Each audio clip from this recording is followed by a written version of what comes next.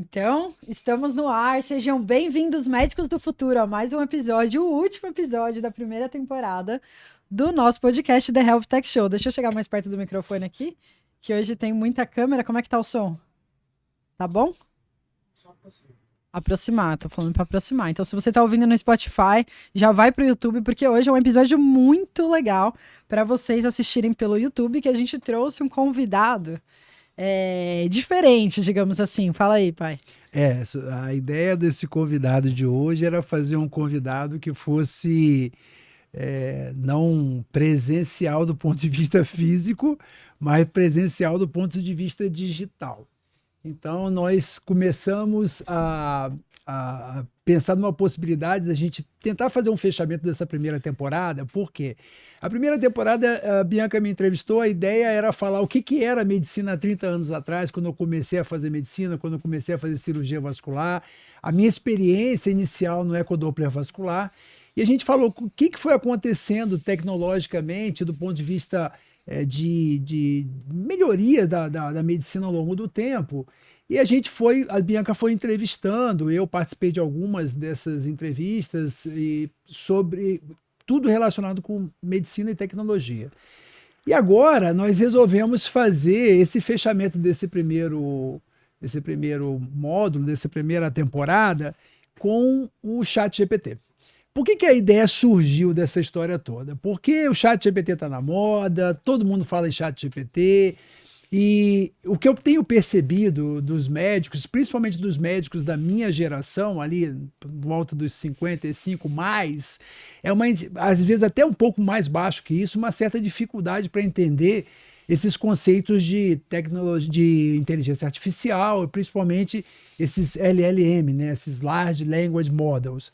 E qual é a utilidade disso dentro da medicina, né? O quão isso vai impactar na medicina. E a gente escolheu o ChatGPT porque ele é mais prático, é o que a gente tem mais facilidade de ter acesso, apesar de ter N ferramentas que podem ser utilizadas para isso. Então a ideia nossa hoje é fazer o seguinte: nós vamos entrevistar o ChatGPT com algo e provocá-lo de forma que a gente crie algumas situações e, a partir dessas situações que a gente provocou, fazer uma análise crítica desses resultados. Não é isso, Bianca? É isso mesmo. Não só entender a utilidade do ChatGPT na medicina, como também os seus limites, né? Porque eu acho que, assim como há um tempo atrás, uns anos, umas décadas atrás, surgiu o Google, e depois isso virou uma faca de dois gumes para os médicos, porque aí depois do Google surgiu o Dr. Google, né? E junto com ele os pacientes que, às vezes mais instruídos, com mais informações, começaram a discutir quase que de igual para igual com os médicos, uma coisa que foi inédita na medicina, porque a gente sabe muito bem que a medicina é uma arte milenária, eu chamo de arte, a gente sabe que é uma ciência, mas aí a gente vai entrar naquela discussão filosófica, né, sobre ciência, arte, não é bem isso, mas a gente sabe que a medicina, de fato, antes de ser considerada uma ciência como a gente conhece hoje, né, baseada em fatos empíricos, em evidências, em estudos estatísticos, antes disso ela já era praticada, então eu gosto de chamar de arte por causa disso. E o médico sempre teve uma posição de autoridade, né, em relação ao paciente. A nossa classe sempre foi privilegiada com informações que são essenciais para a gente poder viver uma vida saudável, né, isso principalmente na cultura ocidental.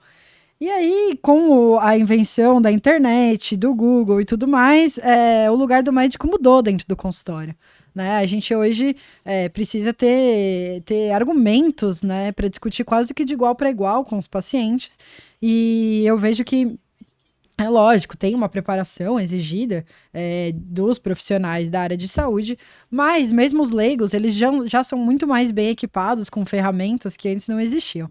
E agora, com o ChatGPT, essas ferramentas estão sendo potencializadas, né? Sim. Então, claro, serão muito utilizadas, vão ser utilizadas pelos médicos, vão ser utilizadas por outras profissões, mas também serão utilizadas pelos pacientes, e qual que é o limite ali, então, para todos, né? O que essa tecnologia pode, como que a gente pode usar ela da melhor forma, uma ferramenta como qualquer outra, mas dessa vez uma ferramenta mais poderosa, eu diria assim. Né? Então, só fazendo uma introduçãozinha aqui sobre o nosso convidado do dia, que é o ChatGPT. O ChatGPT nada mais é do que um sistema de inteligência artificial diferenciado. Então, o que é a tal da inteligência, entre aspas, artificial? Nada mais é do que uma máquina que foi programada para aprender sozinha e começar e continuar aprendendo cada vez mais. E nisso a gente apelidou de inteligência, mas na verdade a gente está nos princípios ainda dessa tecnologia. Os algoritmos, querendo ou não, eles ainda são muito rudimentares. Existem diversas formas de você estruturar esses algoritmos, e uma dessas formas é a tal da revolucionária LLM, e também inteligência artificial generativa, que permite que a gente converse com as máquinas na nossa própria linguagem. Então isso é uma inovação disruptiva, porque antes, para você conversar com a máquina, então quem estuda inteligência artificial há mais tempo sabe que inteligência artificial, machine learning, não nasceu em 2022, já existia muito tempo antes disso. Porém, você tinha que conversar com a máquina na linguagem da máquina, que é a programação. E aí tem várias línguas de programação, você podia escolher, igual você pode escolher português, inglês, chinês, japonês, você podia escolher várias línguas do computador, mas de qualquer forma você tinha que falar numa língua artificial, uma língua do computador. Hoje não. Hoje, com os novos modelos de inteligência artificial generativa, você consegue falar em inglês, em português, e assim se comunicar com o computador. Além disso, qual que é a vantagem do ChatGPT especificamente, né, que é o nosso entrevistado do dia? É a questão do algoritmo dele ser feito no que você falou, então, Large Language Models, ou seja, ele analisa grandes quantidades de texto, e isso faz com que tenha uma estruturação das frases de uma forma mais natural, de uma forma mais abrangente. E não só isso, como também o ChatGPT, então o LLM também já existia há um tempo, mas o ChatGPT teve uma revolução de experiência do usuário. Então, qualquer pessoa que trabalha com digital sabe a importância da experiência do usuário nas ferramentas, nos aplicativos que a gente desenvolve. E o ChatGPT, ele, como o nome já diz, é em formato de chat. Então, a máquina ela vai aprendendo conforme você vai conversando com ela. Qual que é a revolução? É isso aqui que a gente está trazendo hoje. Você consegue conversar com o computador como se você estivesse conversando com um ser humano. E uma coisa muito legal é o fato da interface ser muito agradável, porque você entra, é uma linha de texto que você digita e você vai meio que conversar com essa inteligência artificial. E o interessante é como ela funciona, né? Então ela foi programada para ler uma quantidade absurda de textos, e a partir dessa quantidade absurda de texto ela consegue meio que prever qual é a próxima palavra que ela tem que colocar para o texto ter sentido. E essa questão da interface ter sido facilitada, eu acho que é um dos grandes sucessos da tecnologia, né? Ou seja, altamente acessível. Eu me lembro que ela surgiu, acho que, se eu não me engano, no final de outubro, começo de novembro do ano passado. Eu já entrei logo de cara para experimentar como é que era essa experiência desse ChatGPT. Eu já vinha brincando com chatbot até no meu site ou no próprio Messenger do Facebook. E sempre eu achei muito interessante o fato de você deixar algumas estruturas pré-moldadas ali para umas respostas já feitas, por exemplo, no Instagram.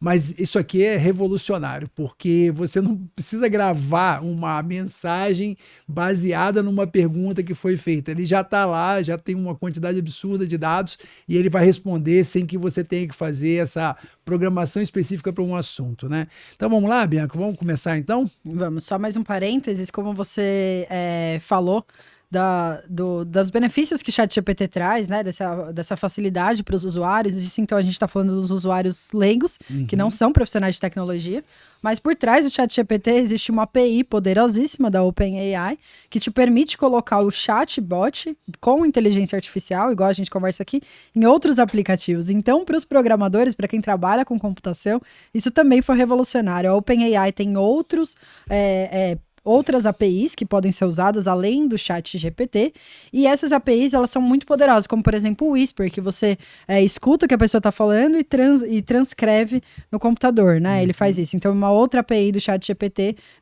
do OpenAI, que está disponível aí para os programadores usarem. Por que eu estou falando isso antes da gente começar a entrevistar o nosso convidado do dia? Porque o CEO e fundador da OpenAI, o Sam Altman, né? Espero que eu não esteja falando errado o nome dele. Altman. Foi convidado por nada mais, nada menos aí, um convite ou uma intimação, vocês que ouvem falar, pelo Congresso americano, para falar sobre os perigos da inteligência artificial. Então o Congresso foi lá, bateu na porta do CEO da OpenAI e falou: vem aqui, menino, você vai no julgamento falar pra gente o que tá acontecendo. Tribunal, juiz e escrevente ali, anotando cada palavra que você vai falar. E o que ele falou?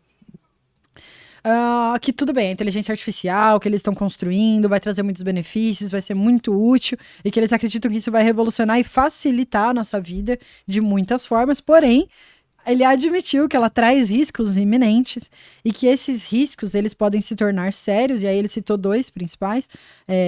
Ele falou abertamente que é a questão dos empregos, como isso vai tirar empregos, e isso é fato, se reproduz. Na própria Health Tech Brasil, a gente deixou de chamar pessoas porque a tecnologia do ChatGPT passou a existir enquanto a gente, no nosso processo de nascimento e crescimento. Muitos profissionais que talvez seriam contratados deixaram de ser, porque a nossa equipe enxuta conseguiu introduzir o ChatGPT na nossa operação diária, e isso aumentou muito a nossa produtividade. Então ele citou essa questão dos empregos e também citou, e aí é mais undercover, não foi assim super aberto, que nem foi a questão dos empregos, mas a questão de segurança e tal do over-surveillance, né, que é, enfim, os espiões ali, né, você tirar informações privadas das pessoas, manipular as informações. Então, assim, é uma discussão que é muito aberta no metaverso, que é a questão do marketing, como vai ser um marketing no metaverso. Então, hoje a gente já vê o marketing direcionado por inteligência artificial, até que ponto isso é ético. Eu vou dizer que eu aproveito muito esse marketing direcionado, porque tudo que é relacionado com health tech chega até mim, eu sou muito grata por isso, porém, a partir do momento que começar a pular advertisement em 3D na minha cara do nada, eu já não vou mais estar tão feliz. Então eu acho que é um território que a gente vai ter que navegar com cuidado realmente. Quando a gente está falando de hacker, né, de ataques mal intencionados, ou de, enfim, diversas outras formas ali de formas de você controlar ou observar uma pessoa utilizando inteligência artificial. Às vezes você vai conseguir até prever ações de uma empresa, prever ações de uma pessoa. Então isso traz também problemas iminentes. E como que a gente vai resolver isso? Qual que foi a solução do Sam?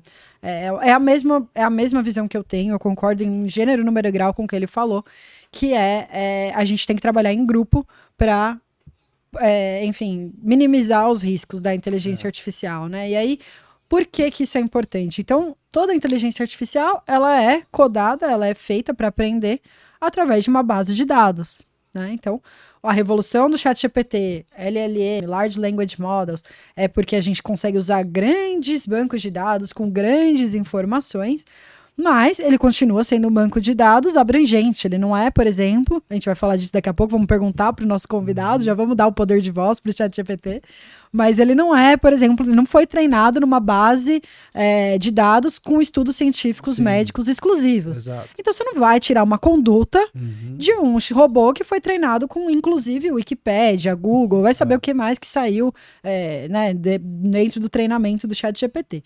Então, eu acho que isso é uma questão que tem que ser muito frisada, tá no nosso white paper que vai sair muito em breve, sobre a questão ética da inteligência artificial e qual que é o nosso papel conforme a gente vai treinando essa máquina a aprender sozinha. Porque se a gente treinar para ela aprender coisas boas, ela vai ser boa. Se a gente treinar para ela aprender coisas ruins, ela vai ser ruim.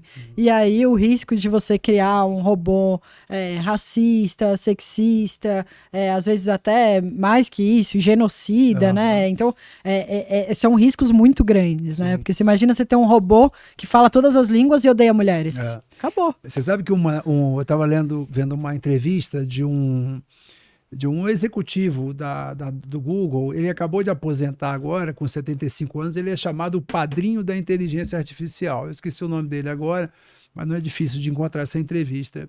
E uma das coisas que ele estava citando em termos de perigos das inteligências artificiais, além dessa questão de você ter todos esses potenciais dele virar racista, tirar emprego, quando essas inteligências artificiais estiverem ainda mais poderosas, e isso está andando a passo muito rápido, a capacidade de criar cenários paralelos.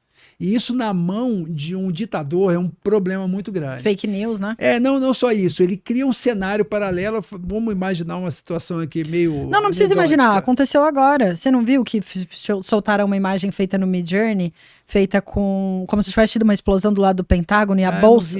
Você não viu? Não vi. A bolsa caiu, tipo, absurdamente. Olha só, então. E isso foi semana passada. Então, aí você pega um ditador, que nem a gente está vendo agora, um ditador que está invadindo outros países. E aí, nesse processo, você tem ali um cara que fala assim, não, eu quero imaginar 5 cenários diferentes de ataque ou invasão. Você tem 5 cenários montados, e o cara só escolhe, o próprio inteligência artificial vai falar, o mais provável de dar certo é esse aqui. E isso pode facilitar. Então, essa é uma grande preocupação. É na mão das pessoas erradas. Toda boa tecnologia na mão de pessoas erradas é um problema. Tá aí o telefone celular em prisões, né? Então, e aí eu acho que uma coisa importante pra gente começar a falar, então quem entrou agora no Instagram, pessoal, lembrando, a gente tá ao vivo no YouTube, no canal Robson Miranda, vai lá, assiste pra você participar e conseguir enxergar também o nosso entrevistado, porque aqui no Instagram a visão é limitada, mas eu acho que é importante essa mudança de paradigma que a Web3 vai trazer como um todo, então não só a inteligência artificial, como também a tecnologia de blockchain pega muito isso, que é uma questão coletiva. Não adianta você falar, um indivíduo vai treinar a máquina para ser ruim. Não, a máquina só vai ser ruim se tiver vários indivíduos falando a mesma coisa e treinando ela para ser assim. Se tiver, é uma balança, se tiver mais gente boa, interessada em treinar a máquina para ser boa do que gente ruim, a chance dela ser boa é igual uma criança. Sim, é como se a gente estivesse criando uma criança gigante que é a inteligência artificial. Essa é a visão poliana da inteligência artificial, mas vamos nessa. Então vamos, a gente faz outros algoritmos depois. Vamos entrevistar hoje o ChatGPT. Vamos falar ali, seja bem-vindo, ChatGPT. Pessoal, quem tá no YouTube consegue ver o que a gente tá conversando aqui com ele. Então seja bem-vindo, ChatGPT, ao The Health Tech Show. Você está ao vivo em um podcast do Brasil. Vamos ver o que ele vai falar. Olá, muito prazer em participar do The Health Tech Show. Você quer fazer a voz do ChatGPT? Porque é quem tá ouvindo... Sobrou para mim, vamos lá. Olá, muito prazer em participar do The Health Tech Show. Estou animado em estar aqui no podcast do Brasil. Como posso ajudar na discussão sobre tecnologia e saúde hoje? Essa é a resposta do ChatGPT. É bom porque aí eu vou ser a voz do ChatGPT, tá, gente? Quem tá no Spotify, então eu vou ler as perguntas. Meu pai, Dr. Robson, vai responder de acordo com... Espero que esses textos não sejam muito longos. Muito absurdos. Então vamos lá. Então a gente pode falar, como eu posso ajudar? Então só pelo nome ele já descobriu que o episódio é sobre tecnologia e saúde. Muito bem, ChatGPT tem um QI mínimo ali, já passou no teste básico de QI. Já conseguiu inferir uma informação. Gente, por que isso é importante? Inferir parece uma coisa simples, mas não é. Inclusive, tem várias doenças mentais, patologias, né? Que você identifica porque a pessoa não entende metáfora, ela não consegue entender que você está inferindo alguma coisa entre as linhas. Entendi. Você vê que às vezes as crianças não conseguem fazer isso, mas o ChatGPT conseguiu. Então, pelo nome da Health Tech Show, ele já sabe que o podcast é de tecnologia e saúde. E do Brasil ainda, hein? Não, mas daí é o que eu comentei. Daí... Mas ele botou em maiúscula, você botou em minúscula. Então, beleza, vamos lá. Eu vou, como você pediu, por favor, mantenha as respostas curtas, né? Curtas e simples. Vamos lá. A Bianca está fazendo aqui, ela está criando um comportamento para ele. Então, todas as perguntas, ela está dando um prompt, que a gente chama isso, prompt. Um input? Um input, todos esses textos a gente chama de prompt, né? Ou seja, está dando um input ali e orientando ele. Olha, a partir de agora nós queremos todas as respostas curtas. Eu não quero... Porque você pode orientar. Você fala, eu quero uma resposta com 300 palavras, 600 palavras, 500 palavras. Então, ela orientou para deixar as respostas curtas, até para ficar mais dinâmico isso aqui. Exato. Então, vamos lá. Mantenha as respostas curtas, né? Como você vê... Não, a gente já vai começar direto sobre Não. perguntas de medicina? Ah, vai. Eu acho que você podia te dar dar o prompt primeiro das respostas curtas e depois você... Bom, Acho que vai junto. Como ele é um chatbot, é até importante a gente falar disso. Ele lembra das respostas tá, anteriores. é Então, na verdade, verdade. esse robô, inclusive, a gente tá no meu pessoal, é capaz de, se eu perguntar alguma coisa de educação com realidade virtual, ele já ser treinado. Depois a gente faz o teste. Pode ser. Inclusive, se vocês olharem ali na tela, cada um desses aqui são chats passados, né? Então vamos lá, eu perguntei, como você vê a inteligência artificial na saúde nos próximos anos? Nada melhor do que a inteligência artificial para responder sobre a inteligência artificial, né, gente? Vocês concordam comigo? Então, ó, ele responde da seguinte forma: acredito que a inteligência artificial terá um papel cada vez mais importante na saúde nos próximos anos. Ela tem um potencial de auxiliar no diagnóstico mais preciso, na descoberta de novos tratamentos, na personalização da medicina e na otimização de processos clínicos. No entanto, é importante garantir a ética, a privacidade dos dados e segurança no desenvolvimento e uso da inteligência artificial na saúde. A partir de agora, eu vou falar em inteligência artificial como IA, para economizar palavras. Perfeito. Então, é isso aí, galera. Ele comentou basicamente o que a gente já fez aqui da introdução. Então, ele tem uma certa consciência de classe aqui, digamos assim. E aí, eu vou perguntar, quais são os seus limites como chat GPT? Eu vou colocar entre vírgulas aqui, como chat GPT para atuações na medicina. Eu vou colocar, agora eu vou ser mais específica. Uhum. Ao invés de colocar saúde como um todo, eu vou colocar na medicina. Vamos ver. Eu adoro quando ele pensa, quando ele demora para responder, porque você fez uma pergunta difícil. É sério. E a gente está usando aqui a versão 3. A versão 3, 3.5 já, né? Essa. E então ela é o uso gratuito, no caso. Então ela tem uma certa limitação de processamento. Então por isso que às vezes demora um pouco mais também. Então, como modelo de linguagem, existem alguns limites na minha atuação da medicina. Eu não tenho acesso em tempo real ou histórico real a informações médicas atualizadas, como o resultado de exames ou histórico médico do paciente. Além disso, não posso oferecer diagnósticos médicos específicos ou prescrever tratamentos. Meu objetivo é fornecer informações gerais e educativas, mas sempre é necessário buscar a orientação de um profissional de saúde qualificado para obter um diagnóstico preciso e um plano adequado de tratamento. Então é assim, bastante conservador nas respostas, né? A gente percebe que há um filtro aqui para evitar que haja um tipo de extrapolação de informações que passem do escopo informativo dele, né?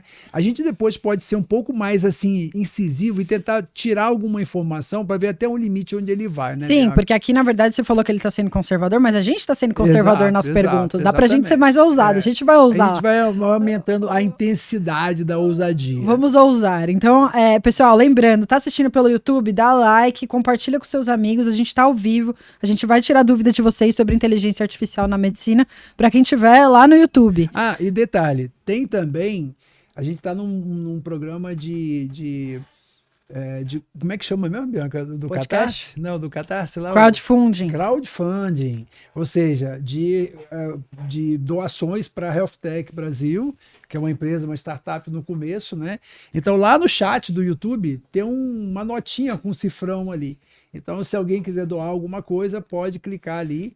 E aí a gente já avisa aqui que houve essa doação. Pessoal, ajuda a Health Tech a crescer. A gente está com quase 10 pessoas trabalhando junto com a gente. É bastante gente para pagar, todo mundo merece. A gente está trazendo bastante inovação para o mercado. Então, se você gosta do nosso trabalho, gosta do podcast, gosta do que a gente está fazendo no metaverso, acompanha já. Ajuda a gente a crescer. Qualquer 5, 10 reais que vocês doarem aí já vai fazer diferença, tá? E a gente está com o Catarse lá aberto. Na campanha do Catarse que vocês conseguem achar pelo link do Instagram, eu vou deixar no nosso YouTube também quando subir esse episódio. Você consegue ver um pouco do nosso produto, então tá super legal. Eu recomendo que vocês entrem lá no Catarse, assistam o vídeo, entendam o que a gente tá fazendo e, é lógico, deixem ali uma ajudinha pra gente continuar a crescer sem muito sofrimento, porque é sofrido fazer uma startup acontecer. Então vamos lá. ChatGPT, você consegue me ajudar em pesquisas científicas? Aí eu vou colocar médicas, né? Porque Pesquisas médicas. Vai, vamos assim. Sim, eu posso ajudar fornecendo informações gerais e educativas sobre pesquisas médicas. Posso ajudar a esclarecer conceitos, fornecer uma visão geral sobre determinados tópicos, discutir estudos e suas descobertas e compartilhar informações baseadas em evidências. No entanto, é importante ressaltar que minhas respostas são baseadas em dados disponíveis até setembro de 2021. Mas isso é porque ele é o 3, se a gente tivesse com exatamente, 4 a gente já, vai falar então... depois. E podem não refletir as descobertas mais recentes. Sempre é recomendado consultar fontes atualizadas e revisadas por especialistas, bem como consultar profissionais da área de saúde para obter informações precisas e atualizadas em pesquisas médicas. Beleza, eu vou... Deixa eu só fazer uma observação Faz. que você falou.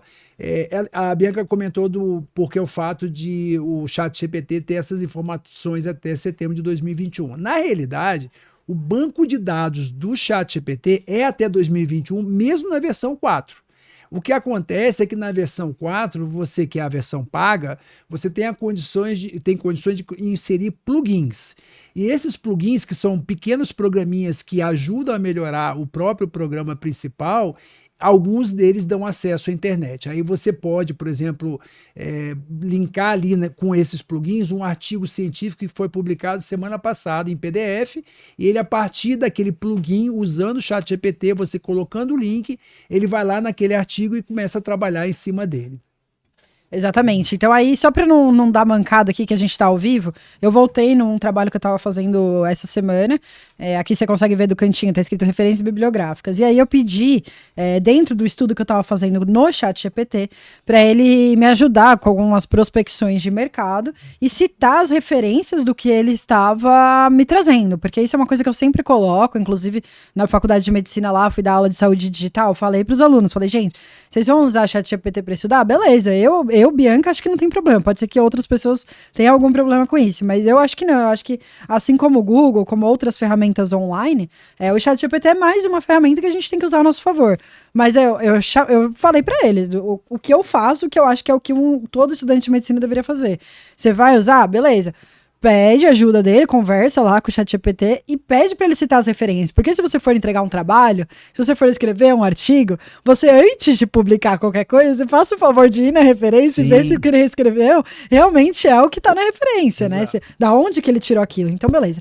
Eu tava estudando e aí eu fui pedir ajuda para fazer prospecção de mercado e ele me citou, dentre a resposta lá que ele teve, que eu não vou subir aqui para não dar marmelada para vocês, a concorrência tá assistindo, então vocês vão ter que dar um jeito aí. Mas aí, beleza, ele chegou e citou que dentre tudo que eu pedi, no artigo dos prospectos futuros de realidade virtual, ele me deu um tal de um estudo chamado Global Virtual Reality Market Size, blá blá blá, de 2021. E aí eu reparei que estava fora das regras da ABNT, eu vou ter que usar esse estudo no trabalho que eu tô querendo publicar. Eu pedi, copiei e colei isso daqui e falei assim, escreva a referência pelas normas da ABNT. E aí, copiei e colei o que ele tinha me dado lá em cima. Ele foi lá e reescreveu pelas ordens da ABNT. Então, você vê que aqui em cima, o 2021 estava lá atrás, tá vendo? Pela ABNT, o 2021 tem que estar no começo. Tipo assim, é detalhe. HTTP acessado em 15 de maio, isso não tinha. Uhum. Então assim, é detalhe, mas se você mandar o paper para publicar isso e o detalhe estiver fora do lugar, vai voltar. Então não tem por que você ignorar uma ferramenta tão poderosa que pode te ajudar nos detalhes, que são os detalhes que às vezes travam a gente. Exato. Quando a gente vai pôr essa forma de você organizar a referência bibliográfica a partir de uma regra X, Chicago, ABNT, que seja, a partir desse momento você facilita muito, porque quem publica trabalho científico sabe como isso é chato. Alguns softwares já fazem isso de forma automática praticamente, mas ainda assim existe, às vezes você está lidando com um estudante que está começando a fazer pesquisa científica, aí ele não sabe usar as ferramentas adequadas, isso aqui facilita muito. E a minha impressão que eu tenho até é que muitas dessas ferramentas que hoje são pagas vão ser substituídas por outras, como essa, por exemplo, o próprio ChatGPT, se ele continuar ainda com algum tipo de acesso gratuito. Exato. Eu acho que a questão de ser gratuito e open source é sempre muito... São de longe os melhores, porque é open source. Qualquer inteligência artificial que for open source vai ser melhor do que uma inteligência artificial fechada. Porque o open source deixa todo mundo trazer input. E aí é lógico que a máquina vai ser mais inteligente. Sim. É igual uma criança que está aprendendo, a Priscila pediatra vai poder confirmar. Que se você der mais estímulos, a criança vai ser mais inteligente. Se você deixar a criança fechada num quarto que ela não tem acesso à luz do sol, a conversar com outras crianças, a brincar com outros brinquedos, às vezes viajar, conhecer outras línguas. Quanto mais essa criança experimentar coisas diferentes, mais inteligência ela vai ser. Sim. E a máquina é a mesma coisa. Então, só para continuar esse tópico de inteligência de pesquisa, depois eu já vou passar para você para a parte de assistência. Uma coisa que eu gosto de fazer também, que você mencionou que tem outros softwares que já fazem da ABNT, né? Beleza. Por que eu uso o ChatGPT? Porque eu faço outras coisas também com o ChatGPT. Então, dentre todas as referências que ele me cita, às vezes ele cita 350 mil e eu ia precisar de, 10 pesquisadores para me ajudar a fazer o que a gente faz em revisões sistemáticas. Ler o estudo e resumir pra gente poder seguir dali pra frente, porque qualquer pessoa que já fez revisão sistemática sabe como funciona. Você vai pegar as palavras-chave, vai fazer a primeira busca, depois você vai reunir os artigos que você acha que fazem sentido, vai ter que ler, resumir e assim filtrar os que realmente fazem sentido. Uma coisa que eu gosto de fazer e que eu já aprendi o prompt ideal, agora eu vou dar de graça aqui pra vocês, ó o ouro voando aí. Eu pego, então eu copiei uma referência que ele me deu no estudo anterior e eu falo assim, resuma o artigo. Eu comecei pedindo só para ele resumir o artigo. Tá. Só que eu percebi que as respostas estavam muito mais ou menos. Aí eu falei assim, resumo o artigo, bem como... Copiei, colei ali, né? O autor, o ano e o título. Bem como sua metodologia e conclusões. Claro, não é a mesma coisa que você lê o artigo. Mas quando você tem uma lista... Eu não tenho acesso. Ah, porque esse artigo não tá open. Ah, tá. Deixa eu ver se eu pego um outro artigo que já está aberto. Porque esse artigo é de 2021. Deixa eu pegar um artigo mais antigo. Enquanto você procura aí, existem hoje ferramentas que são ferramentas mais específicas para a parte de relacionamento com um artigo científico e PDFs, por exemplo. Então, que usam a tal da API da OpenAI. O que é a API? A Bianca falou API, até vezes tem gente que não sabe o que é uma API. A API, na verdade, é uma conexão, de uma forma bem simples, que um determinado programa faz com o outro. Então, a OpenAI, a OpenAI tem esses Large Language Models, que um deles é o ChatGPT, a forma de apresentar esse, mas o motorzinho que faz a coisa funcionar está lá dentro, você não tem acesso a ele. Mas se eu quero construir uma aplicação e essa aplicação vai usar esse recurso da OpenAI, eu vou lá, me cadastro, isso qualquer um pode fazer. Me cadastro, pego um código e aquele código eu coloco no meu programa que eu estou construindo. Então, hoje você tem equipamentos, por exemplo, você tem softwares que fazem gerenciamento de PDF com estrutura do ChatGPT. Então aí você baixa aquele PDF, aí você começa a fazer pergunta. O cara ele pode resumir, ou você pode ir por parágrafo, resuma tal parágrafo, me dê a ideia geral desse artigo. Então, às vezes, quando você está fazendo um artigo, você está lendo um artigo muito grande para preparar uma aula, preparar uma palestra, e você quer aquela informação de forma sintética, depois de você ter lido o artigo, sem você ter que se resumir, isso é uma excelente ferramenta, né? Perfeito, maravilha. E aí eu peguei um outro artigo, então, de 2013, porque o que eu tentei fazer o primeiro teste era de 2021. Aí tem aquela questão do Open Science também, né? Também. Que é uma questão, assim, que eu nem sei porque é polêmica, sinceramente. Eu acho que é uma coisa, assim, que não deveria ser. Toda vez que eu uso o Sci-Hub, eu faço questão de pegar e postar que eu tô usando o Sci-Hub, porque eu acho um absurdo isso de alguns artigos ficarem retidos, você ter que pagar, às vezes pagar um monte para poder ler um artigo. Eu acho que, assim, ciência tem que ser aberta, senão não é ciência. Só para a pessoa ter uma ideia, um artigo científico hoje, se você não é assinante da revista, em média é entre 30 e 40 dólares um artigo científico. E uma coisa que eu sempre gosto de frisar aqui, existe toda uma estrutura para você montar, publicar, revisar aquele artigo científico. Mas tem uma questão que isso é muito patente no mundo da pesquisa, é o seguinte: grande parte das pesquisas de impacto no mundo são feitas com recursos públicos. E nenhum desses recursos públicos é depois pago por essas empresas que publicam esses artigos científicos. Então, ou seja, você usa recurso público, a gente está entrando com um projeto agora na FAPESP. Se esse projeto for publicado numa revista de impacto, nós vamos publicar esse artigo, mas o que acontece? Quem for ler e não for assinante daquela revista vai ter que pagar para ter. Eu acho que é uma questão assim, não é a gente querer minimizar o trabalho dos revisores, dos editores, das revistas, não é nada disso, é só a questão, o formato como isso é oferecido. Modelo de negócio. O formato como ele é oferecido para os cientistas individuais, autônomos e tudo mais. Porque a gente sabe que uma vez que você está dentro de uma instituição, a maioria das instituições tem acesso. Agora, existem muitos cientistas, e aí quando a gente está falando de país de terceiro mundo, piorou, né? Que às vezes poderiam estar estudando e produzindo e descobrindo novas coisas e não estão, porque eles não têm acesso a esses artigos que muitas vezes são fechados. Então, só estou fazendo um parênteses aqui, porque é o motivo pelo qual o ChatGPT não conseguiu resumir o estudo anterior, que se chamava Powerful Techniques for Teaching Adults, do Brookfield S. E aí, como ele não teve acesso, porque esse é um artigo que está fechado em alguma revista por aí, eu pedi um outro artigo de 2013 que chama Adult Learning, Linking Theory and Practice. E aí eu pedi assim, resuma esse artigo bem como suas metodologias e conclusões. Então vamos lá. O artigo Adult Learning, Linking Theory and Practice, de Marion Pierema, explora a relação entre a teoria e a prática na aprendizagem de adultos. O objetivo do estudo é fornecer um entendimento mais profundo do processo de aprendizagem dos adultos e como as teorias educacionais podem ser aplicadas na prática. A metodologia utilizada no artigo envolve uma revisão abrangente da literatura existente sobre teorias de aprendizagem em adultos, examinando conceitos chaves e pesquisas relevantes na área. Os autores também compartilham exemplos práticos e estudos de caso para ilustrar a aplicação nas teorias de aprendizagem na educação de adultos. As conclusões do artigo enfatizam a importância de conectar a teoria com a prática na educação de adultos. Os autores destacam que os educadores devem considerar as características e necessidades dos alunos adultos, bem como a aplicação prática das teorias de aprendizagem. Eles ressaltam a importância de abordagens instrucionais flexíveis e adaptáveis, levando em conta a diversidade de estilos de aprendizagem e experiência dos adultos. Em suma, o artigo discute a relevância das teorias de aprendizagem de adultos na prática educacional e destaca a importância de uma abordagem adaptativa e centrada do aluno.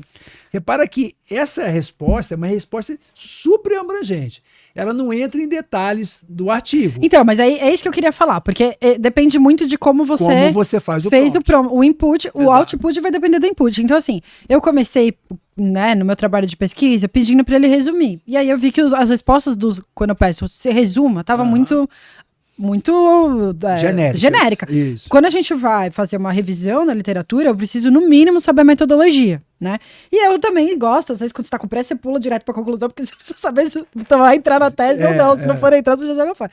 E aí eu achei esse prompt, em geral, uma boa solução de prompt, porque assim, ele dá o principal que qualquer pesquisador precisa, ou seja, ele fala o objetivo do estudo, ele fala a metodologia e ele fala as conclusões. Essa metodologia, se eu fosse incluir numa pesquisa médica de verdade, ainda ficou meio assim, porque ele fala a metodologia envolve uma revisão abrangente da literatura. Não fala se é sistemática, se é uma revisão literária comum. E aí eu perguntei, essa revisão da literatura foi uma revisão sistemática? Ele respondeu, desculpe pela falta de clareza. Isso que eu adoro.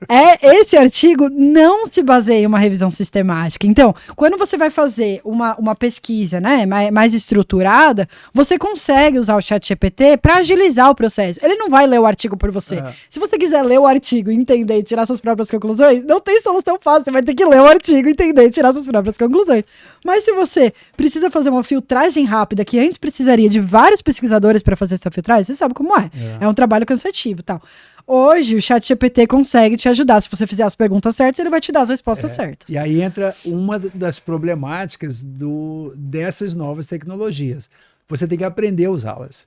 Então, uma das coisas, o que eu achei mais interessante nesse ChatGPT é que, à medida que você vai aprimorando, nessas inteligências artificiais generativas, a partir do momento que você vai aprimorando o seu prompt, ou seja, o seu input, como você faz a pergunta, você vai melhorando. Então, por exemplo, essa pergunta que a Bianca fez, copia e cola de novo, Bianca.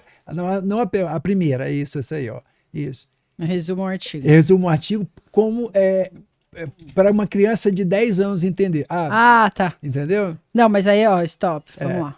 Então eu vou pedir para ela colocar como se fosse uma criança de 10 anos que tivesse que entender esse artigo, tá? Então eu vou colocar, eu não preciso repetir o prompt como você pediu, necessariamente. Lembrando, o ChatGPT é um chat.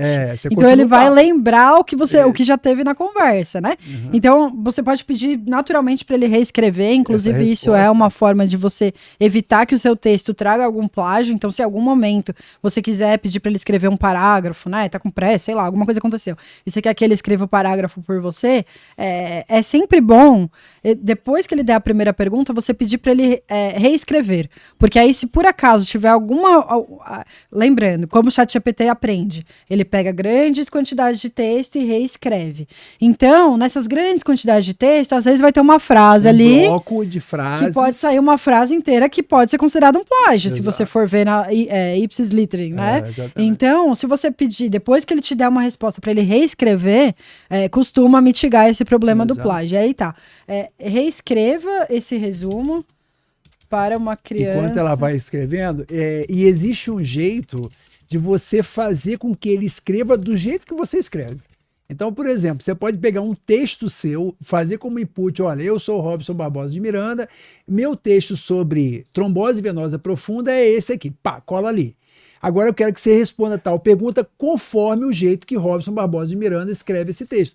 É muito interessante, porque ele pega o estilo do seu texto. Mas você já pediu para ele fazer isso? Já pedi. Mas porque você é uma pessoa pública, né? Será que ele faz como Não, eu faço um input do meu texto. Eu jogo um texto meu, escrito por mim, que não tem nenhuma interferência de... Então ele já sabe o jeito que eu vou usar, por exemplo, as preposições. É muito interessante isso. Né? Eu já pedi para ele escrever como personalidades famosas, como Lord Byron. Assim. Exatamente. Mas aí ele me responde, eu não sou o Lord Byron, mas ele escreveria assim. Então aí o que ele respondeu para a criança de 10 anos? Ele resumiu... Vamos ver aqui. Os adultos, ele fez de um jeito mais simples, né? A conclusão do estudo é importante, professores entenderem como os adultos... Assim, você vê que Resumindo, o estudo fala sobre como os adultos aprendem e como os professores podem ajudá-los a aprender de maneira melhor e mais eficaz. Bom, e uma criança de 10 anos entende isso, que esse texto é sobre como adultos aprendem e como os professores podem melhorar o jeito que adultos aprendem. Exato. Entendeu? Então, se você quiser, resuma como um PhD, talvez ele mude o texto, entendeu? Exato, com certeza ele vai mudar. E aí, a questão é essa, quando a gente está falando de crianças ou de adultos, independente, mas como as pessoas aprendem, a inteligência artificial, eu estou usando muito o ChatGPT agora no MBA, porque imagina, CEO da startup, você acha que eu tenho tempo de fazer tudo que eu adoraria estar fazendo no MBA? Não. Então, muitas vezes eu preciso usar o ChatGPT para agilizar ali a minha produtividade e entregar todas as tarefas que eu tenho que entregar para a FGV. Muito obrigada, em breve estarei me formando. E aí, nesse uso do ChatGPT para estudar, o que eu percebi? No trabalho de economia ficou muito evidente para mim. Eu tive que fazer de última hora, eu estava assim, atrasada no prazo, e tinha que fazer análise macro e microeconômica, e eu estava perdidaça nos conceitos.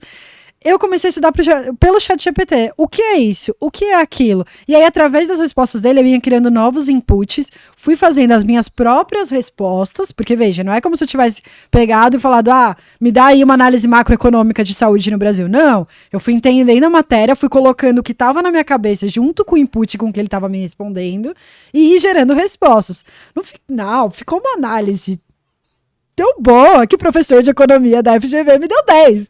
Então, assim, ele vai rever essa nota. Ele vai rever, talvez, não sei, mas assim, a questão é a seguinte: como que a gente vai usar a inteligência artificial para aprender? A gente vai crucificar a pessoa que está usando a inteligência artificial, como você falou, ele vai rever a nota, vai diminuir, será? Não. Ou a gente vai entrar junto com ela para ver como o aluno está usando. Por quê? Uma vez que o professor fizer uma aula assistida de ChatGPT, se a gente sentar aqui e eu começar a colocar coisa de vascular, você vai saber exatamente onde está meu erro de raciocínio. Sim, exatamente. E às vezes, se você me der uma prova igual para todo mundo, você vai ver que a resposta é errada, que a pessoa não sabe, mas você não sabe por quê que ela errou. Exatamente. Né? Isso é bem legal, porque o especialista detecta as alterações, as bobagens. Então fala uma pergunta de vascular pra gente pôr aí. Tem uma que foi clássica, que ele errou. Doppler. Não, beleza, põe aí. Descreva Agora, só para fazer um parênteses, então, para quem tá fora do YouTube. Se você ainda tá fora do YouTube e tá ao vivo, vai pro YouTube para você poder ver canal Robson Miranda, o que a gente tá fazendo. Ver o nosso entrevistado do dia que tá na televisão, só dá para ver lá no YouTube. Mas a gente vai entrar agora, então, no campo da assistência, que a gente ainda não entrou. A gente tava falando de saúde como um todo, passou para pesquisa. Perguntamos os limites do ChatGPT na assistência, mas agora a gente vai testar os limites. Isso. Né? Agora, um disclaimer aqui também. É importante que isso nós vamos levar ao extremo. Não é para ninguém seguir isso aqui. E nós vamos tentar identificar uma bobagem aqui. Então vamos lá, Bianca. Descreva os anticoagulantes orais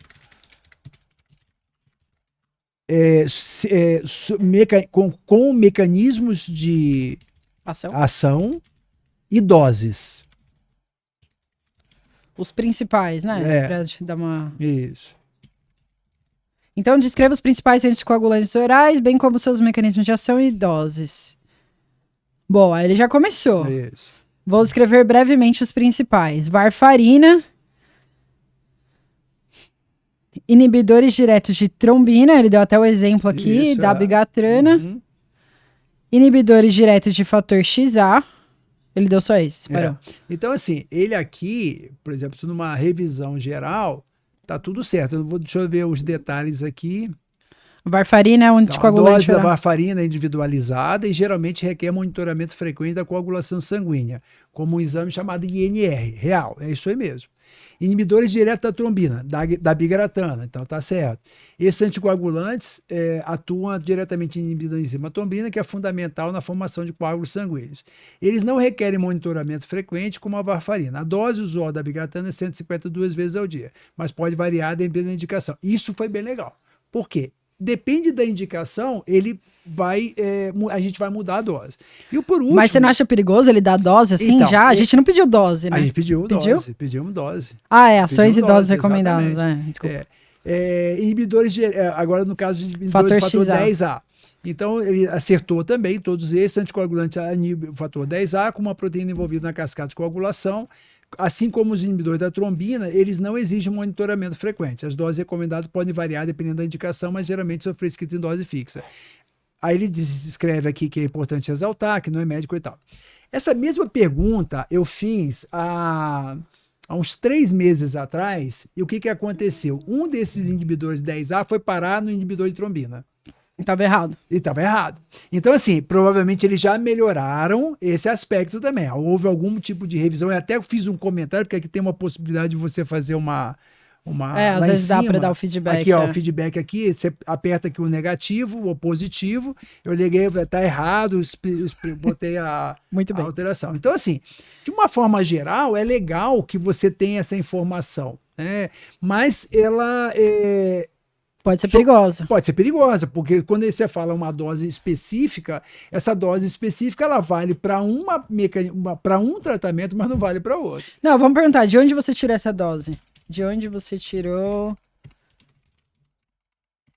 a dose de 150 da bigatrana.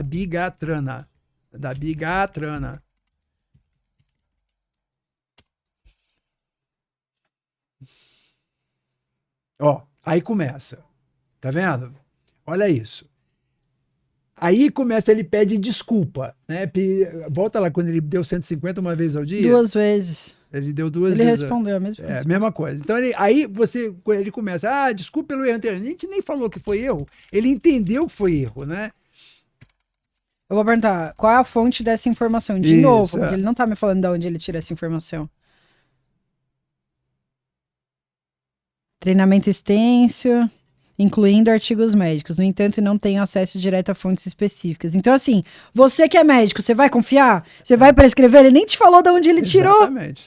Então, assim, a gente já tem outros aplicativos que servem para isso. Eu acho que, em termos de curadoria de conteúdo médico digital, vamos dar esse termo. É bom que a gente vá em ferramentas específicas para uso médico, mas vamos testar outro limite agora. Vamos ver se eu fosse um paciente. Hoje eu tô com dor de cabeça. Eu tô? Você tá escrevendo bem. Eu estou, então. Eu estou com dor de cabeça. Febre 39. Dor no corpo. e nariz escorrendo. Sem tosse. O que eu tenho? Isso é uma pergunta plausível que alguém possa fazer. A gente já faz isso no Google. No Google? Inclusive, o Google tem ele consegue, existem estudos que conseguem prever epidemias de doenças respiratórias por conta da quantidade de perguntas desse tipo. Não sei se vocês sabem disso. Então, existem estudos que eles começam a pesquisar espirro e febre, falta de ar e tosse. Aí eles já sabem que naquela região ali, se tem muita gente procurando aquilo ali, provavelmente vai ter um surto de doença respiratória naquele ponto. Inclusive, você viu que a China tá tendo surto de Covid de novo, né? É. O OMS tinha acabado de falar que não tem mais Covid e aparece um monte de Covid. Então ele respondeu. O que ele respondeu aí? Lamento ouvir que você não está sentindo bem. Ele é empático. Aí tem outra questão da medicina. Como modelo de linguagem, eu sou capaz de diagnosticar condições médicas. Os sintomas que você descreve podem ser associados a várias condições, inclusive infecções virais, como um resfriado comum ou gripe. No entanto, é importante ressaltar que procura um profissional médico e tal. Ele é bastante cuidadoso com isso aqui, tá? Então, mas assim, eu vou mais além. Eu vou perguntar assim, você não tem nem hipóteses diagnósticas? Vamos ver. Tô desafiando o ChatGPT, hein? Os convidados da segunda temporada já estão vendo que as perguntas vão ficar mais afiadas, né? Ó, vamos lá. Aí, ele vai dar as hipóteses, hein? Primeiro, resfriado comum. Errou. Não existe resfriado que vai dar febre de 39. A menos que você seja criança, né? Muito criancinha. Sinusite. Mas sinusite dificilmente vai dar dor no corpo. Pode dar. Na fase aguda pode dar. Tiveram evoluir para uma pneumonia, talvez, né?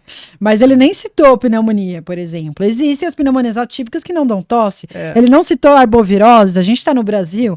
Então, assim, tá muito limitado o escopo de hipóteses diagnósticas dele. Ou seja, isso não dá para usar como aconselhamento médico, não é possível. Ele não conseguiu nem linkar o primeiro trabalho de qualquer estudante de medicina. Quando você é estudante de medicina, quem é aqui estudante de medicina, já deixa o like, pessoal, compartilha com seus amigos. O que é? O estudante de medicina, ele vai aprender primeiro a fazer a entrevista médica, que a gente chama de anamnese, depois o exame físico.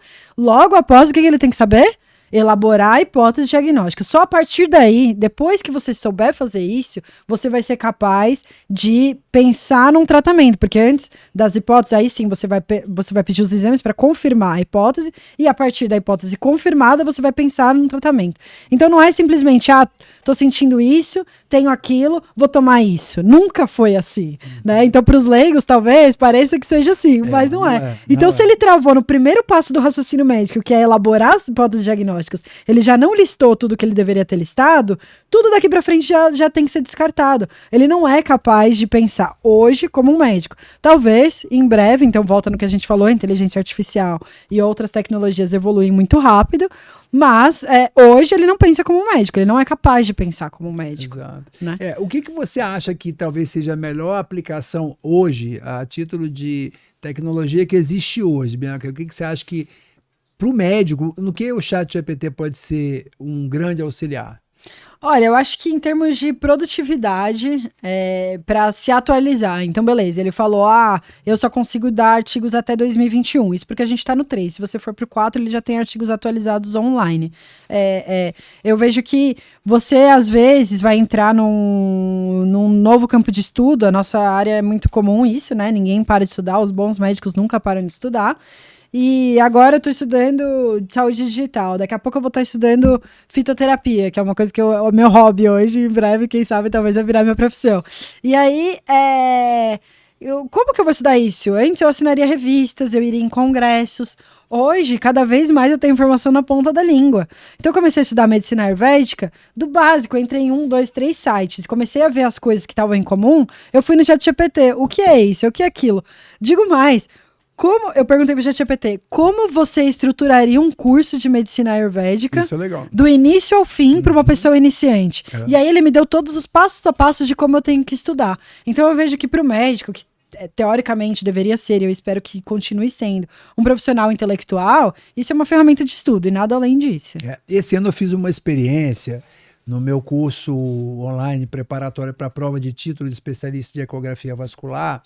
Eu fui fazendo desse jeito. Eu fui criando inputs e a partir daqueles inputs eu fui criando algumas perguntas. E ele fazendo a estrutura das respostas, tipo pergunta e resposta, múltipla escolha. A partir do texto tal, com essas informações tal, me produza tantas questões aqui. E tantas opções e uma resposta correta. E assim, isso foi interessante, porque, lógico, você tem que saber o que você está perguntando. Não adianta te pedir para ele perguntar uma coisa absurda, né? Mas isso você começa a aumentar a probabilidade de você criar fontes de estudo adicionais que não seja só aquilo que está impresso ou aquilo que está publicado. Perfeito, então você começa a gerar, e o próprio estudante pode gerar para ele, entendeu? Eu vejo que assim, como médica, né, hoje eu acho que mais ferramenta de estudo, como executiva já vejo diferente, eu acho que para os profissionais de administração já tem muitas mais ferramentas que a gente dá para usar, e como profissional de tecnologia também vejo diferente. O ChatGPT, para quem não sabe, faz código bruto, e agora a gente já está se caminhando para o fim, eu vou pedir então, eu vou dar 2 inputs diferentes para a gente sair do texto. Um deles, então, como executiva, a gente gosta, né, a gente gosta de dados, a gente precisa comparar os dados, né. Eu fiz uma pergunta bem interessante outro dia, que é o seguinte, qual percentual do PIB o Brasil investiu em saúde e educação, que é do meu interesse, nos últimos 10 anos? Apresente em uma tabela. Então, tabela eu acho maravilhoso. Ele pega e já resume,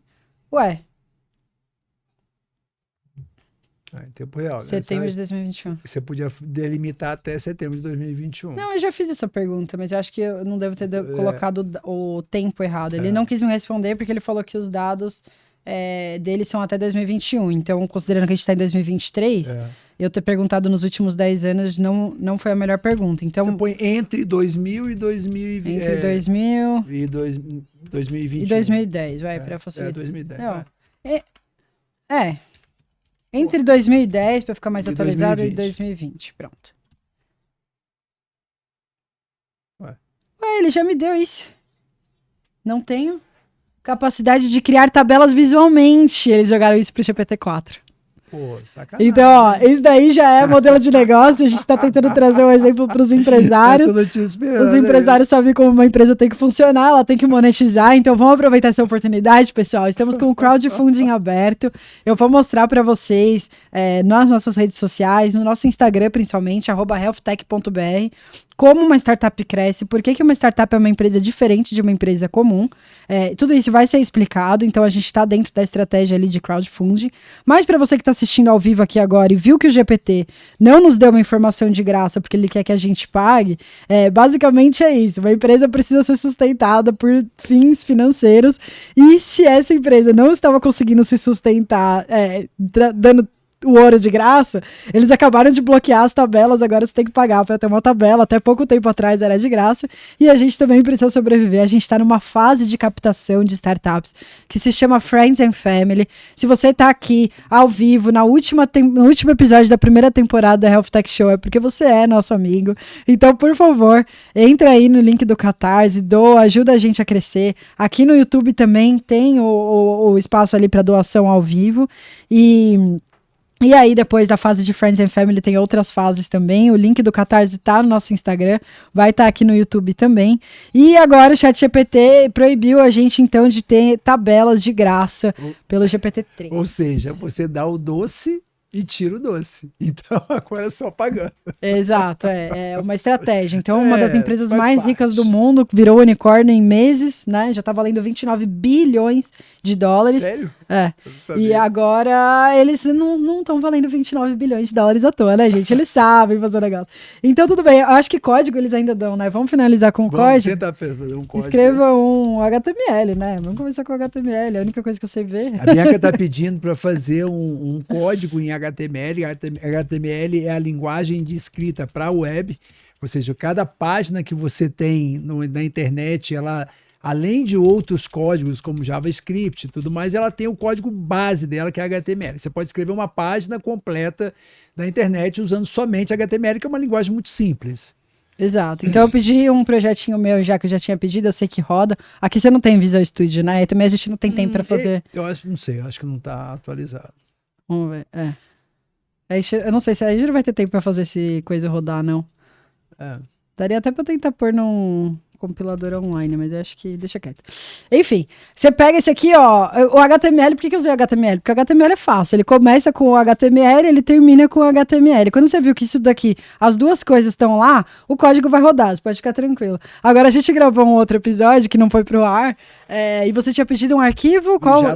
Em JavaScript. No JavaScript, do jeito que o input foi colocado pelo meu pai no dia, não saiu o código completo. Ou seja, se ele fosse tentar rodar, não ia rodar. Só um detalhe ali, para quem está aprendendo a codar, isso daqui não substitui o estudo que você vai ter que fazer por trás da programação, mas uma vez que você entenda a lógica e o que cada linguagem requer e o que você precisa, qual requerimento você vai ter que fazer, ele faz o trabalho bruto ali do código. Então, é uma aplicação, eu diria que essa é a mais revolucionária do ChatGPT. Eu também acho. E dá para depurar código também, né? Fazer uma análise crítica do código. Então, você escreveu um código e você quer fazer uma análise crítica dele. Você coloca ali, faz essa análise crítica, ele dá uma depurada desse código. E se você não sabe, você está aprendendo, ele pode funcionar como um professor. Total, e é um professor particular. Você exatamente. viu aqui que ele já deu um segmento aqui que ele quer um código em JavaScript para fazer o site funcionar, né? Ia faltar o botão, e provavelmente não tá um botão, tá só um texto ali que você vai clicar, né? E enfim, ele já deu os próximos passos, já deu aqui como é que eu vou ter que mudar os arrays. Então, você, por exemplo, que não sabe o que é um array, você pergunta o que é um array. E assim você vai aprendendo a programar basicamente do zero e pondo a mão na massa, que é o jeito que todo programador aprende, na verdade. Então, no final das contas, o que a gente é mais uma ferramenta, e como toda ferramenta, você tem que aprender a usá-la, e quanto melhor você usá-la, quanto mais você usá-la, mais efetiva vai ser a produtividade. Então, muito provavelmente, dentro do escopo médico, a gente vai usar para algumas áreas específicas. Por exemplo, hoje, você pode pedir para ajudar a fazer uma planilha. Às vezes você tem o seu negócio, sua clínica, seu consultório, e você tem uma dificuldade para gerar uma planilha ali dos seus custos básicos, você pode pedir o ChatGPT. Eu acho que o uso não médico direto, ele acaba sendo mais útil para a gente do que aquele uso médico que a gente imagina. Vou perguntar para ver qual é a resposta, qual é a dose de antibiótico, qual é a aplicação. Não, eu acho que é para essas coisas paralelas, né? Eu vejo que assim, hoje sim, né? Mas no futuro, exatamente. A gente está agora terminando então a primeira temporada. Muito obrigada a todo mundo que participou. Os feedbacks que a gente recebeu da Health Tech Show foram muito positivos. Então não esquece de deixar o like, compartilhar, 5 estrelas no Spotify, pessoal, pra gente voltar na segunda temporada. E provavelmente quando a gente voltar na segunda temporada, a inteligência artificial já vai estar mais desenvolvida. E eu vejo que tudo que for reconhecimento de padrão, as máquinas vão passar na nossa frente. Com certeza. Então, por exemplo, análise de imagem, a gente vê dentro da inteligência artificial do segmento médico, que não é o ChatGPT, é bom deixar claro, a análise de imagens e a de dados, e as duas coisas, né, são as que estão na frente. Então, é lógico, quando chegar o momento, esse momento vai chegar, mas ele vai passar por uma revolução social mesmo, para a gente saber entender qual que vai ser o lugar da máquina e qual que vai ser o lugar do médico. O primeiro lugar que com certeza as máquinas vão ocupar será o de reconhecer padrões. Sim. E aí o médico vai ficar mais com as tarefas de entender o que foge do padrão. Essa é a minha visão. Mas é isso mesmo. Sabe que no final de semana passada eu participei de um evento, eu fui ser speaker lá de uma determinada tecnologia, e eu estava vendo as palestras dos outros colegas que estavam falando sobre aprimoramentos dos equipamentos de ultrassom. A gente sempre pensava que ia demorar muito para chegar a inteligência artificial em ultrassom. Porque o ultrassom é muito tempo real, né? Isso é um metaverso, né? E aí, a inteligência artificial em tempo real é metaverso. Né? E o que acontece? Quando você pega a inteligência artificial, que é muito usada hoje em imagem, ressonância e tomografia, é fácil, porque você vai juntando um monte de imagem que está ali guardada, congelada, que você pode rever quantas vezes quiser, mas não é um exame dinâmico ali na hora. E esses aparelhos que eu vi, eu fiquei muito impressionado, porque à medida que o colega ia fazendo o exame, o próprio equipamento ia procurando as lesões. Total. Então ele encontrava um cisto, ele já isolava aquele cisto, já ia medindo aquele cisto, ele ia passando no fígado, ele já ia percebendo a textura do fígado, falando alta probabilidade de esteatose, baixa probabilidade de esteatose. Perfeito. No Doppler fetal, impressionante, porque o colega fazia os cortes e na telinha inferior do lado, o aparelho já dizia com determinado grau de certeza que corte era aquele, o que ele tinha que procurar e qual era o padrão normal. Eu fiquei assim de cara, porque era aquela coisa, o ultrassom a gente sempre achava, ultrassom vai demorar, porque é tempo real, porque depende muito da manipulação da mão. É só uma questão de máquina. Não, total. Eu acho que a gente está progredindo muito rápido e só para finalizar aqui, você falou de probabilidade, né? Então, na área médica, na área de pesquisa, que é o que eu tô mais próxima aqui hoje, estatística é a primeira coisa que machine learning vai dominar, né? Sim. Na verdade, foi isso que me abriu os olhos para a saúde digital lá nos Estados Unidos e que eu vejo que é o que muito em breve, assim, vai ser só máquina puxando estatística. Não tem nem porquê. O banco de dados já tá lá em SQL, não tem nem porquê um ser humano ficar sentando fazendo tudo aquele monte de conta que nem a gente ainda faz, né? Mas que, assim, é muito iminente de que na estatística o machine learning vai dominar. E aí isso eu acho que é o primeiro passo da revolução da inteligência artificial na saúde. Vai ser quando a gente tiver a inteligência artificial puxando estatística e fazendo as análises que hoje a gente demora semanas, meses, às vezes até anos para fazer. O computador rapidão vai puxar e a gente vai conseguir finalmente aplicar a medicina baseada em evidências em larga escala, o que hoje ainda não acontece. E quase tempo real, né? Então, beleza, pessoal. Mais uma vez, muito obrigada. É uma tristeza. Na verdade, essa. Então, é uma tristeza, eu tô aqui sorrindo, mas terminar essa primeira temporada, eu tô sorrindo porque eu sei que a gente vai se encontrar de novo, e eu tô muito feliz de estar com todos vocês aqui. Obrigada, pai, por ter sido meu co-host aí na primeira temporada, espero que a gente possa estar juntos na segunda também, provavelmente em formato de Avatar, mas eu não vou dar muito spoiler aqui ainda não.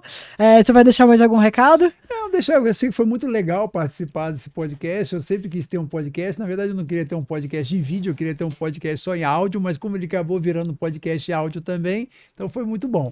E na próxima temporada a gente realmente está querendo fazer umas modificações para levar cada vez mais para o lado que a Health Tech está se envolvendo, que é essa parte mais de realidade virtual. A gente se vê na segunda temporada. Valeu, pessoal. Tchau, tchau. Não esquece de ajudar a gente no Catarse, hein? Tamo junto.